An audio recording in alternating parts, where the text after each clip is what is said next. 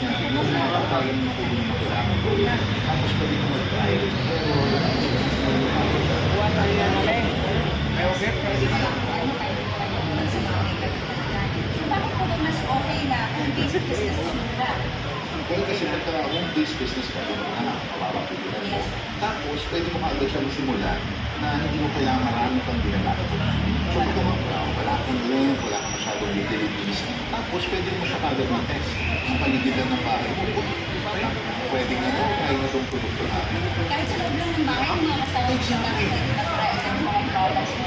So speaking of products, sir, ano ba yung mga products na pwede business sa mga? Well, unang-una, pagdating sa creating a product, importante talaga na sobrang gusto mo siya gawin. Sinunod mo siya, kasi kailangan consistent yung laro day in and day out. So, tulad ng mga consumable items like food, or kaya, some people buy consistently. Yes, good. Hindi lalo papasok consistent retail natin. Tulad ng ito, Exactly. Kung mga buto, Ay, ano pa ba, sir, yung mga